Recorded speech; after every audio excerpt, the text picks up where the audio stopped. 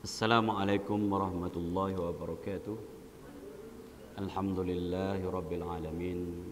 Wassalatu wassalamu ala asyrafil anbiya'i wal mursalin wa ala alihi wa sahbihi ajma'in. Rabbi shrah li sadri wa yassir li amri wahlul 'uqdatam min lisani yafqahu qawli.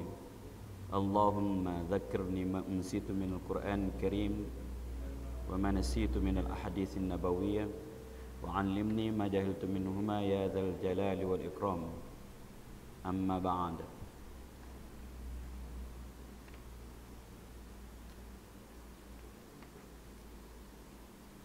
Pegawai masjid, tuan-tuan ahli-ahli jawatan kuasa, tuan-tuan puan-puan sidang jemaah yang dikasihi sekalian. Alhamdulillah, syukur yang tidak teringginya kita panjatkan kehadrat Allah Subhanahu Wa Taala di atas limpah kurnia nikmat yang terlalu banyak yang dianugerahkan kepada kita. Selawat dan salam ke atas junjungan besar Nabi Muhammad sallallahu alaihi wasallam, ahli keluarga baginda, para sahabat serta orang-orang yang mengikuti mereka sehinggalah ke hari kiamat.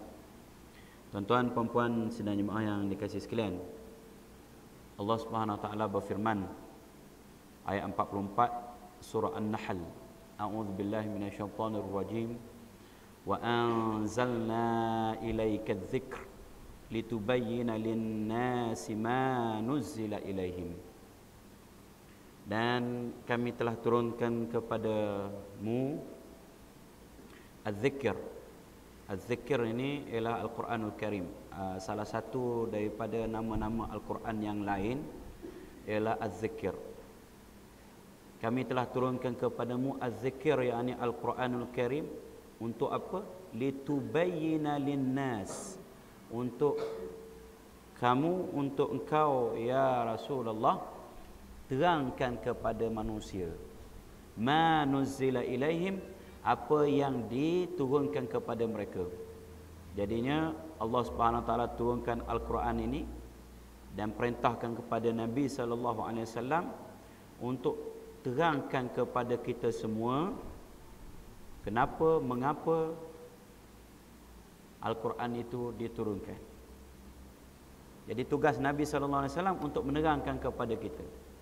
Bagaimana Nabi sallallahu alaihi wasallam terangkan? Nabi sudah terangkan, sudah sampaikan yang ditinggalkan oleh Nabi sallallahu alaihi wasallam dalam bentuk as-sunnah ataupun al-hadis. As-sunnah dan al-hadis ini ialah kullu ma udhifa ila Nabi sallallahu alaihi wasallam min qaulin aw fi'lin aw taqririn. Semua yang disandarkan kepada Nabi sallallahu alaihi wasallam daripada sudut mana, sudut perkataannya, percakapannya, perbuatannya dan diam perakuan Nabi sallallahu alaihi wasallam itu adalah as-sunnah. Jadi Nabi sallallahu alaihi wasallam sudah terangkan, sudah syarahkan, bayan, litubayyana lin-nas tu bayan. Bayan ini menerangkan Al-Quran. Hadis ini mentafsirkan Al-Quran. Mula-mula Al-Quran mentafsirkan Al-Quran, sebahagian yang lain ayat mentafsirkan ayat.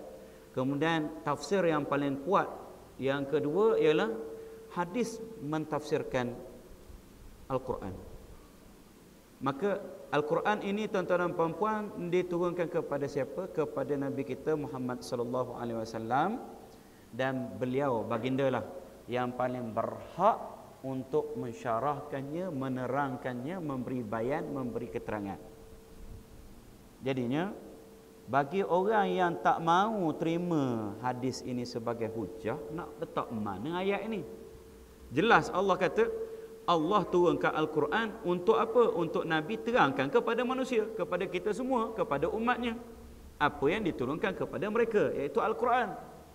Dah kita tolak, misalnya mereka golongan yang menolak golongan anti hadis, yang tak mau berpegang kepada hadis, yang nak pegang kepada Al-Quran saja. Tuan-tuan dan puan-puan, nak letak mana ayat ni? An-Nahl ayat 44 ni nak letak mana?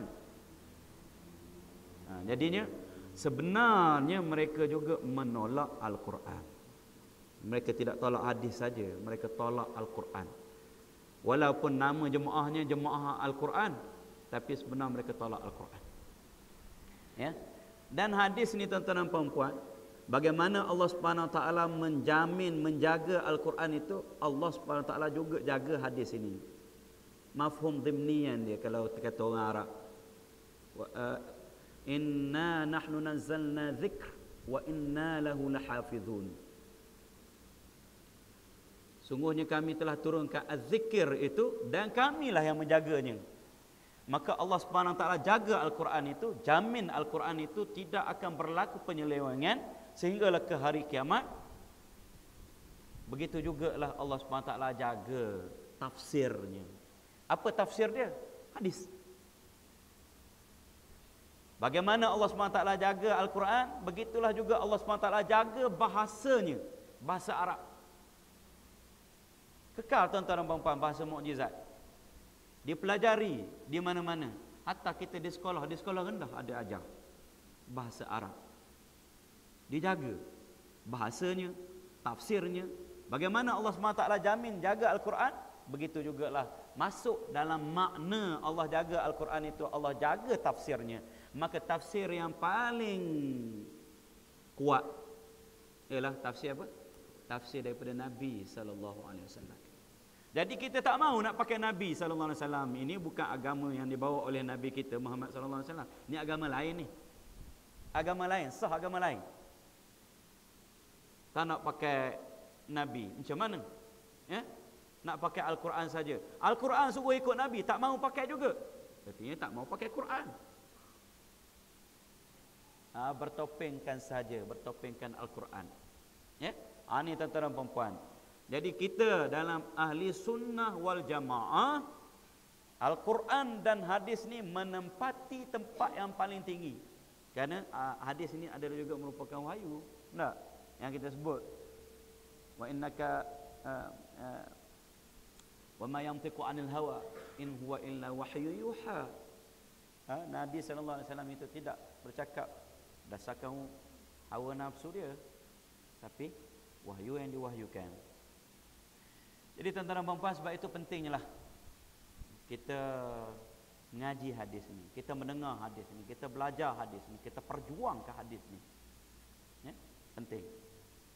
Kalau tidak, tak adalah Islam, tak adalah agama tu. Yang ada agama dia lah. Dia jadi nabinya. Ya? Syiah. Syiah juga adalah salah satu kumpulan yang kita boleh katakan sebagai anti hadis. Ya? Anti hadis, kerana dia tidak pakai hadis Bukhari, hadis Imam Bukhari, hadis Imam Muslim. Dia tolak terus Abu Hurairah radhiyallahu anhu ini. Abu Hurairah adalah perawi hadis, sahabat yang paling banyak sekali meriwayatkan hadis. Dia juga tolak siapa? Siti Aisyah. Siti Aisyah juga antara perawi hadis yang paling banyak. Sahabat yang dia terima ada 2-3 orang saja. Ya, Salman Al-Farisi, Miqdad Ibn Al-Aswad. Siapa? 2-3 orang saja yang dia terima. Yang lain dia tolak. Artinya yang diriwayatkan oleh para sahabat yang ramai-ramai ini dia tolak. Bila dia tolak tak ada. Yang ada yang diriwayatkan oleh siapa? Oleh dia punya imam. Kononnya ahli bait, dia menisbahkan kepada ahli bait. Dan disebut oleh ulama besar hadis dia, kitab dia Al-Kafi, dia tak pakai Bukhari dan Muslim ini. Dia kata apa? Dulu orang tak boleh nak riwayatkan daripada imam-imam ni, mereka bertaqiyah. Tengok, dia kata imam-imam ahli bait yang suci itu bertaqiyah, tak boleh nak riwayatkan. Lepas itu bila dah muncul kitab boleh riwayat, maka dia kata kamu bolehlah riwayatkan sekarang ni. Ini adalah benar. Makanya tuan-tuan dan puan-puan, kalau kita tengok dalam sistem pengajian hadis Syiah ni, dia tak ada sanad. Tak ada sanad daripada orang ni kepada orang itu, kepada orang itu, bersambung mata rantainya kepada Nabi SAW. Kita ada sanad tuan-tuan dan puan-puan. Ada sanad. Sanad ini sangat penting. Kalaulah tidak kerana sanad, kata para ulama, maka orang boleh kata apa saja nisbah pada Nabi SAW. Sebut sikit, ini hadis. Ini hadis. Ini Nabi sebut. Okey. Dalam sistem akademik kita mengenai hadis ni, kita tanya daripada siapa? Ambil daripada mana? Orang itu ambil daripada mana? Siapa dia? Siapa dia? Dia bersambung mata rantai dia tu. Jadi kita tahu orang itu bukan saja dia tidak buat dosa besar, dia tak mengekalkan dosa kecil, khawarikul muru'ah dia tak buat. Yang kita sebut hari itu. Ya tak? Dia tak bojeng kepala dia walaupun sunat dia tutup kepala tu. Dia tak pernah berjalan, tak ada pakai selipar. Tak ada duduk pasar lama-lama. Tak ada ketawa kah. Minum diri dia tak. Kencing diri apatah lagi. Dia tak buat khawarikul muru'ah. Jadi apa yang diriwayatkan tu Allah. Ini orang kata kalau masyarakat kita ni cakap orang masjid tak? Ni cakap orang masjid ni. Tapi dalam Syiah tak ada. Dia boleh riwayat kepada imam lalu. Terus tak ada mata rantai rawi-rawi ni. Kalau ada orang masukkan macam-macam ajaran dan sebagainya, kita nak kesan macam mana? Jadi dalam Syiah terlalu lemah. Ilmu dirayah ataupun mustalahul hadis ini terlalu lemah. Tak dapat dikesan kesahihan dia tu. Tapi kita masya-Allah, ya, ada Imam Bukhari standardnya macam mana, piawai dia sangat tinggi. Kemudian Imam Muslim, piawai dia pun sangat tinggi. Apabila mereka ni bergabung dua-dua, maka piawai itu lagi kemas. Jadinya yang hadis sahih yang paling kuat sekali ialah yang diriwayatkan oleh Bukhari dan Muslim. Imam Muhammad bin Ismail Al-Bukhari dan Imam Muslim Ibn Al-Hajjaj An-Naisaburi duduk ranking yang pertama dalam hadis yang kita akan baca ni, ya. Diriwayatkan oleh siapa? Diriwayatkan oleh Imam Bukhari dan Imam Muslim. Baik.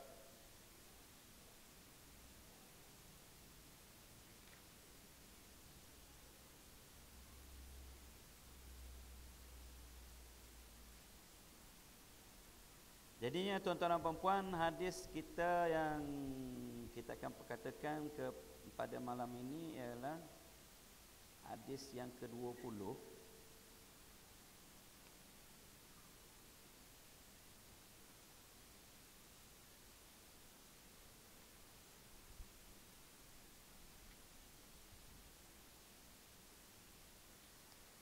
Bismillahirrahmanirrahim. Wa an Abi Sa'id Sa'ad bin Malik bin Sinan Al-Khudri radhiyallahu anhu. Ini sahabat yang terkenal sebenarnya dengan panggilan Abu Sa'id Al-Khudri. Nama dia siapa? Sa'ad bin Malik. Bila sebut Abu ni dia panggil kunyah, ya. Kunyah. Kalau ummu juga kunyah. Kalau ada ibnu pun kunyah. Begitu juga kalau bintu kunyah. Nama sebenarnya Sa'ad bin Malik. Khudri itu daripada Khudrah, satu cabang daripada Khazraj, Al-Khazraj, ya, Al-Khazraji. Penduduk asal Mekah, Madinah. Penduduk asal Madinah, ya. Ada Al-Khazraj, ada Aus, tak? Jadinya Al-Ansari. Sa'ad bin Malik Al-Khazraji Al-Ansari.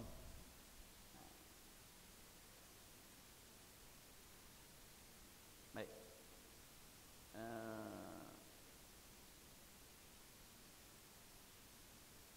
Antara yang awal masuk Islam, ya, waktu perang Uhud itu beliau dah cuba nak ikut tapi tak diterima kerana masih terlalu kecil, masih kecil. Dalam perang Uhud itu juga ayahnya syahid. Dan selepas itu beliau turut serta bersama dengan Nabi sallallahu alaihi wasallam dalam mana-mana peperangan. Orang yang faqih, alim, yang hebat kalangan para sahabat, ulama para sahabat lah, Abu Sa'id Al-Khudri ni meninggal dunia tahun 64 Hijriyah dan ada meriwayatkan 1170 hadis dalam kitab-kitab hadis sahabat ini. Anna Rasulullah sallallahu alaihi wasallam qala kana fi man kana qablakum rajulun qatala 99 nafsan. Nampak kita masih lagi bab taubah ya, bab taubah. Nabi sallallahu alaihi wasallam bersabda, bercerita dengan para sahabat, ada seseorang yang sebelum kamu membunuh 99 nyawa. Dia telah bunuh 99 orang. Orang itu artinya sebelum zaman Nabi sallallahu alaihi wasallam. Fasa'ala an a'lami ahli al-ardi, maka dia bertanya tentang orang yang paling alim sekali di atas muka bumi ini. Dia nak bertaubat. Maka dia cari orang alim. Fadulla ala rahibin, maka dia tunjukkan kepada seorang rahib. Rahib ni orang yang menjauhkan diri, meninggalkan kesibukan duniawi untuk mengkhususkan masa dan keseluruhan hidup dia untuk Allah Subhanahu Wa Taala beribadat. Artinya ahli ibadat. Fa'atahu faqala innahu qatala 99 nafsan fahal lahu min taubatin. Maka dia pun cari jumpalah dengan rahib itu. Dia kata pada rahib itu, sesungguhnya ada ya, ataupun sesungguhnya dia telah bunuh 99 nyawa, maka adakah baginya taubat? Dia tak sebut dia, dia tak sebut aku, dia tak sebut saya bunuh, tak. Dia kata orang, dia kata dia tu bunuh dah 99 orang dah, boleh taubat lagi ke? Ini tuan-tuan dan puan, daripada pengajaran yang kita boleh ambil apa dia? Kalau kita nak minta fatwa, kalau kita nak bertanya ataupun kita nak bercerita sesuatu, kita nak menyebut sesuatu yang tak sedap didengar, yang tak molek, mungkin melibatkan maksiat, mungkin melibatkan aib, kita jangan guna kita. Saya ni ustaz, jangan. Guna ada orang. Ada orang tu macam mana ustaz? Begitu. Jangan guna saya. Walaupun nak minta fatwa, walaupun nak minta nasihat, tapi tak boleh. Dari segi adabnya, macam kita dah bercerita aib kita kepada itu secara nyata. Walaupun mungkin ustaz itu, mungkin Pak Imam tu tahu ni dia ni, tapi dia itulah maksudnya ya. Macam ni dia kata apa, innahu qatala, sesungguhnya orang itu ataupun sesungguhnya dia, bukan aku. Faqala la, maka berkata rahib itu tak ada taubat. Ni berat ni.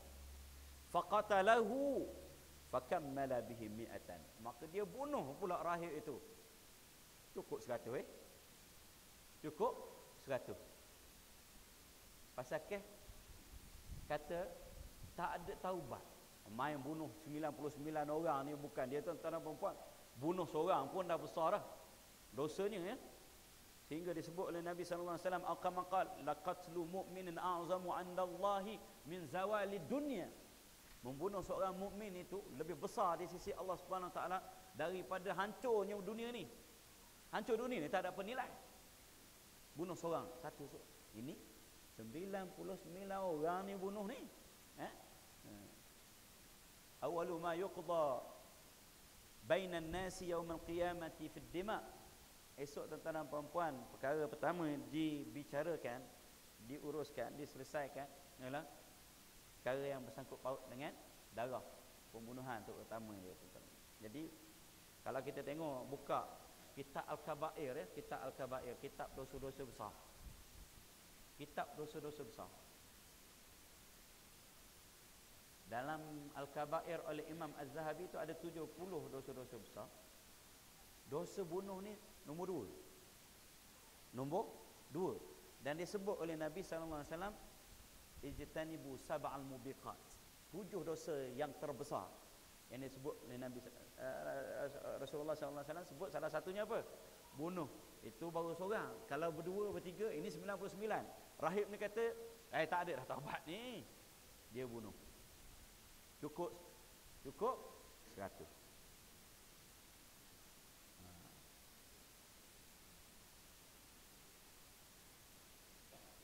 Thumma sa'ala an a'lami ahli al-ardi, kemudian dia pun bertanya tentang orang yang paling alim sekali di atas muka bumi ni. Tanya lagi, dia nak bertaubat sebenarnya, tapi dia geram sangat. Rahib itu, ahli ibadat itu kata tak ada lagi, pintu taubat sudah tertutup. Kita kata pintu taubat tertutup bila? Malam yughaghir wa ma lam tatla' asy-syamsu min maghribiha. Selama mana apa? Selama mana belum ghargharah, nyawa sampai ke rengkok, dan belum matahari tenggelam di barat, timbul apa? Tatlu', terbit di barat. Kalau sebelum itu, bolehlah bertaubat.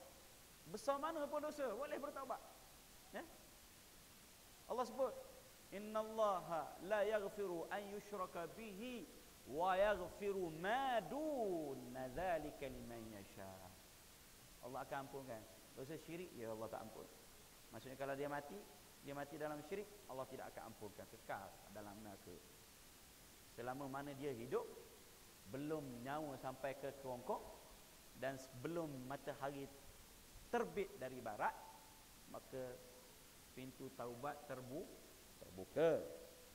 Maka dia pun carilah a'lami ahlil ard, artinya orang yang paling alim. Dia tanya orang ni, fadulla ala rajulin alimin, maka dia tunjuklah orang yang alim itu. Faqala, maka dia pun bercerita, innahu qatala mi'ata nafsin fahal lahu min taubah. Kata dia, ada orang itu bunuh 100 nyawa, maka apakah dia boleh bertaubat? Ada taubat lagi baginya? Faqala na'am, maka orang alim ni kata ada, ya. Wa man yahulu bainahu wa bainat taubah, kata orang alim ni, kata apa yang menghalangkan antara dia dengan taubat dia itu? Antara dia dengan Allah Subhanahu Wa Taala. Siapa yang boleh halang? Apa yang boleh menghalang? Tak ada apa yang boleh menghalang. Besar mana pun dosa ni. Intaliq ila ardi kadza wa kadza, maka kata orang alim ni, kamu pergilah ke bumi hak ini hak itu. Ya, Al-Imam Baihaqi mengatakan bahawa nama tempat itu Busra, dan nama kampung yang dia duduk tu sebelum tu, kampung maksiat tu, Kafrah. Baik. Fa inna biha unasan ya'buduna Allah Ta'ala fa'budillaha ma'ahum. Kenapa di kampung itu ada manusia-manusia yang beribadat menyembah Allah Subhanahu Wa Taala, maka kamu hendaklah mengabdikan diri pada Allah Subhanahu Wa Taala bersama mereka. Ni tuan-tuan puan-puan, orang bijak, orang alim, dia tahu dosa besar mana pun Allah akan ampun kalau ikhlas cukup syarat-syaratnya yang kita sebut itu. Dan orang alim juga dia tahu, awak tak boleh duduk di kampung awak dalam bi'ah ataupun suasana maksiat. Kalau kita nak bertaubat, kita kena ubah suasana itu, ataupun berhijrah, pergi ke tempat lain. Daripada berkawan dengan orang jahat, kita berkawan dengan orang baik, baru boleh jadi baik. Kalau tidak pun duduk situ. Nah, ni minta mahram tak? Orang nak berhenti merokok, tak boleh berhenti merokok. Salah satu sebabnya apa? Kawan duk ulu, bau asap kawan dan sebagainya. Lama-lama, sedap weh, kata. Antara sebab. Wala tarji' ila ardika fa innaha ardu su'. Jangan kamu balik ke kampung kamu itu. Kenapa? Itu bumi yang jahat. Maksudnya apa? Di situ orang-orang jahat, kawan-kawan yang tak boleh. Fantaliq hatta idza nasafat taraqa. Fantalaqa hatta idza nasafa at-tariqa atahul maut. Maka dia pun bergegaslah pergi ke bumi yang disebut oleh orang alim itu, kampung yang disebut. Maka apabila dia sampai di tengah jalan, atahul maut, mari mati weh. Mari malakul maut. Mati dia di tengah jalan. Apa terjadi? Fakhtasamat fihi malaikatur rahmati wal malaikatul azab. Maka berebutlah malaikat rahmat dan malaikat azab. Hak malaikat rahmat kata, ni aku punya. Dia ni orang walaupun pendosa tapi dia sudah nak bertaubat. Sudah apa? Sudah bertaubat sebenarnya. Walaupun tak sempurna lagi, tak sampai lagi ke kampung itu. Tapi dia sudah melaksanakan taubat dia. Malaikat azab kata, taubat apa? Tak sampai lagi kampung tu. Yang pertama, macam begitulah. Yang kedua, dia kata, dia ni tak pernah buat baik lagi. Sebelum ni buat jahat belaka. Bunuh 100 orang. Mula nak pergi taubat. Tanya orang tu, kata tak pintu taubat dah tutup. Dia kata, dia bunuh pula. Cukup 100. Dia ni tak pernah buat baik. Aku punyalah. Kata malaikat azab. Lebih kurang begitulah dialognya. Saya itu kan dia tu. Dramatik kan. Faqalat malaikatur rahmah. Maka malaikat rahmat pun berkata, ja'at taiban muqbilan biqalbihi ila Allah Ta'ala. Dia datang dalam keadaan nak bertaubat. Dia datang dalam keadaan bertaubat, menghadapkan hatinya ke arah Allah, menuju Allah Subhanahu Wa Ta'ala. Wa qalat malaikatul azab. Maka malaikat azab mengatakan, innahu lam ya'mal khairan qat. Dia tak pernah buat baik pun. Fa'atahum malakun fi surati adamiyyin faja'aluhu bainahum ay hakama. Maka Allah Subhanahu Wa Ta'ala datangkan seorang lagi malaikat, kita guna seorang Arab ataupun satu malaikat lagi dalam bentuk manusia.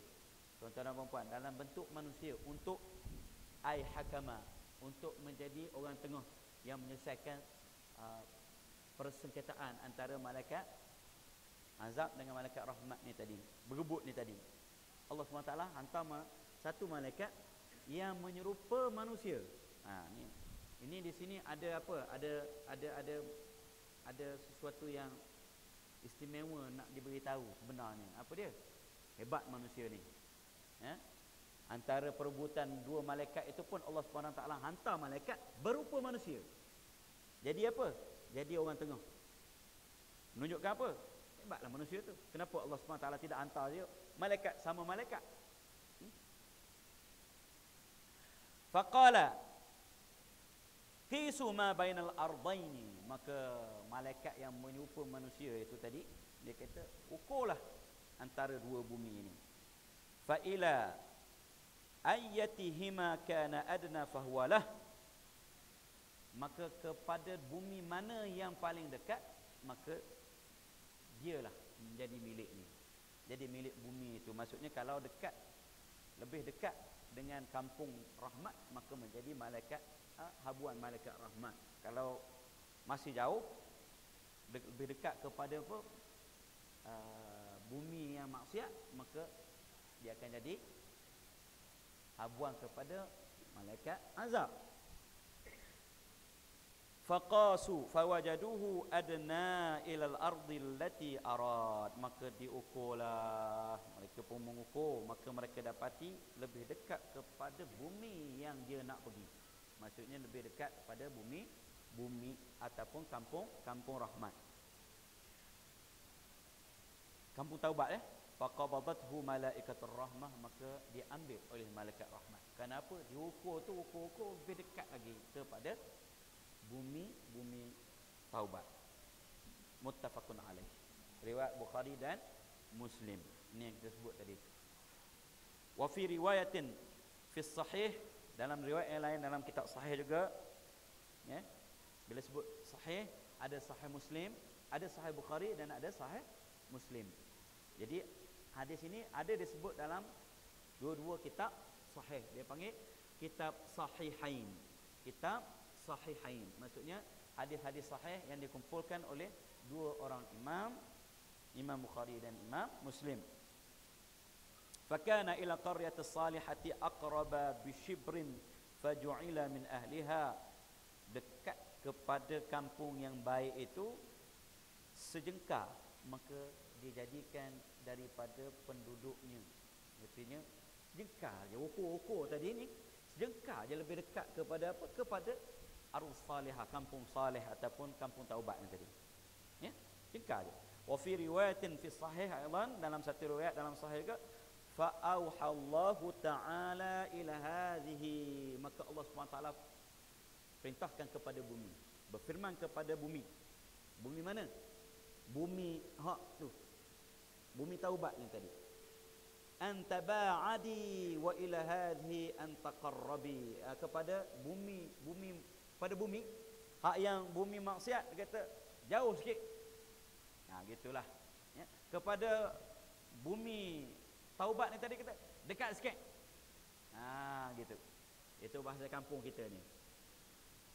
Allah perintahkan kepada bumi supaya apa? Hak itu enjak sikit. Enjaklah dah. Enjak sikit. Ni kesok sikit. Kesok ni. Kesok. Kesok lain. Kesok. Kesok gini tak? Saya bertukar tu. Jadi kesok sikit. Jengkal je. Jengkal je.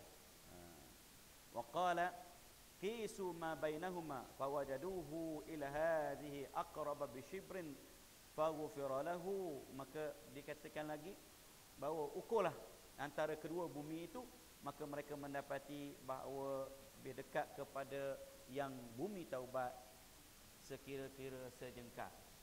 Faghfira lahu, maka diampunkan baginya. Wa fi riwayatin, dalam riwayat yang lain pula, fana'a bis sadri nahwaha, ya, bila dia nazak itu dia kesok, dia tak larat dah, dia bangun juga, bangun, dia halakan dada dia ke arah kampung taubat ni tadi.